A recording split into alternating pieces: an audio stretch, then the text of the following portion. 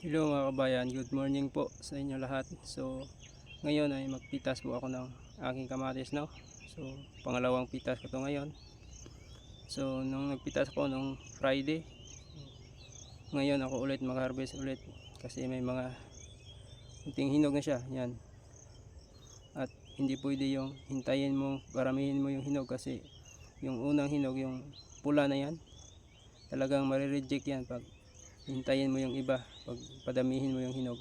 So every 3 days or 2 days yung harvest natin, kung tingnan natin kung may mga hinog na siya or marami na yung nahinog, so mag harvest tayo mga kabayan, kasi kailangan talaga yan harvestin para hindi masayang yung mga over na hinog.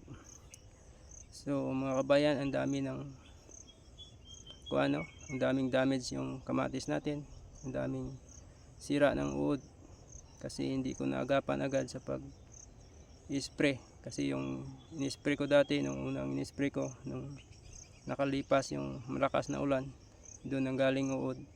Hindi ko na isprayhan ng magandang spray na pang uod talaga. So dumami siya, napunta siya sa bunga. So mahirapan ako sa pag control mga kabayan, kasi doon na sa loob ng bunga ng kamatis. So hindi na maabot ng ating mga gamot kahit anong spray pa. So mga kabayan, ang daming kuha ng ating kamatis tulad niyan, ang daming nalalaglag at nalalanta kasi sa pinakain ng uod. So ngayon mga kabayan, pagkatapos nito mayang hapon, mag-i-spray ako ulit para makontrol at mabawasan yung uod, kasi nasa bunga, nasa baba na siya nakatira, wala na siya sa ugbos o sa top ng kamatis kasi ni-sprayhan ko noong nakarang araw. So mamaya mga kabayan, malalaman natin kung ilang kilo yung harvest natin at saka ilan yung kikitain natin. Sana hindi pa bumaba yung presyo ngayon kasi ang dami ng kamatis ngayon, lalo na sa galing Mindanao, galing Davao at galing sa Northern Luzon. Ang dami ng pitas ngayon mga kabayan nakasabay. Sana hindi magti-trade dito yung mga kababayan natin taga Mindanao at taga Northern Luzon. Kasi pag magti-trade sila dito mga kabayan, talagang bumaba yung presyo dito.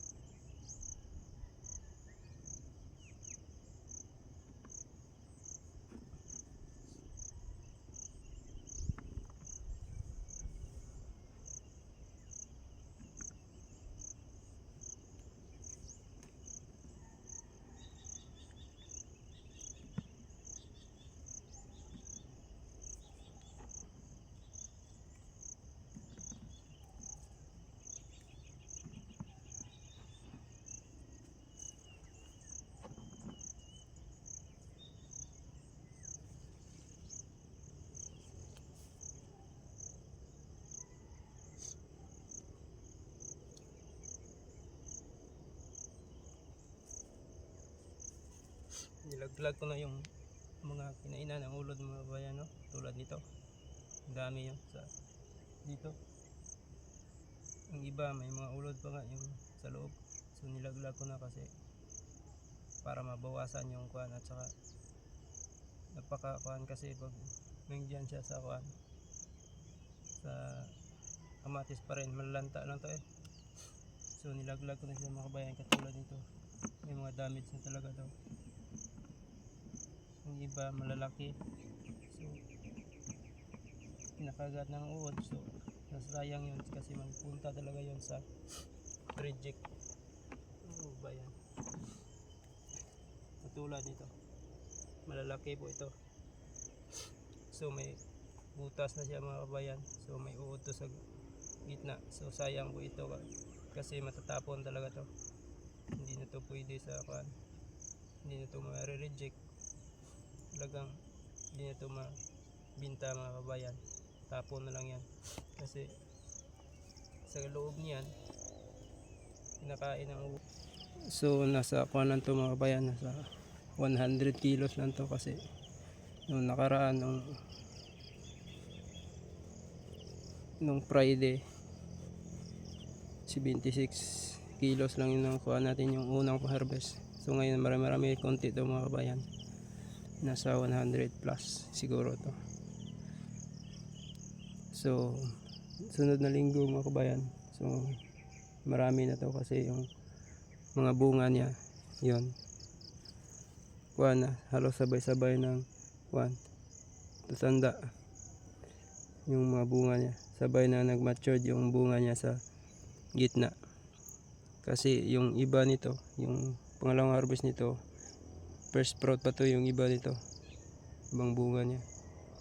So sa sunod na linggo mga kabayan, talagang marami-rami na itong ma-harvest natin. Sana maka-harvest tayo ng estimate ng mga kabayan nasa 200 hanggang 300 kilos. So maliit lang yung kamatis ko, so yung estimate ko ganyan hanggang ganyan lang, 300 kilos yung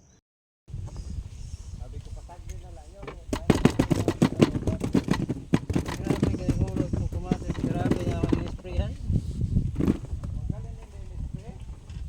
Sprayan na, pero lang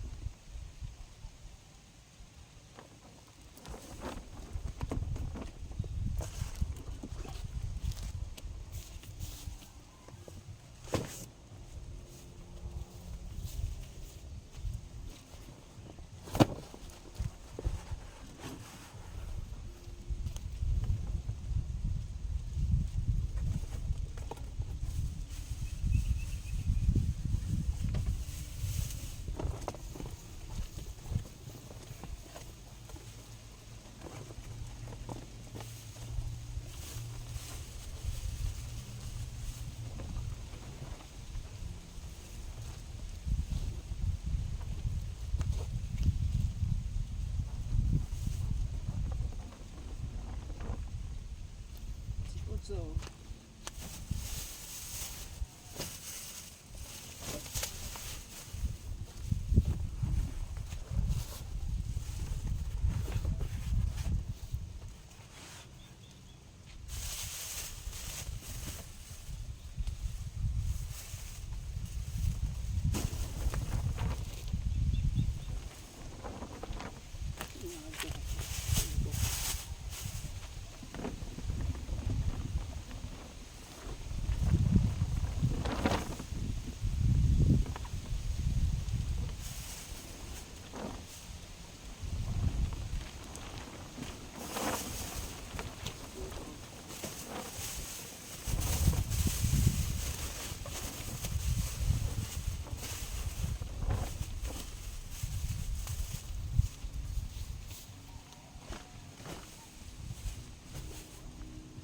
easy. Ranta. 35. So, tapos na tayo mag kilo mga kababayan. So, 9 kilos lang lahat mga kababayan. So, dagdagan natin ng 1 kilo para mag sakto siya 100 kilos lahat. So, 100 kilos times 60 mga kababayan. Meron tayong 6,000 ngayon na binta mga kababayan.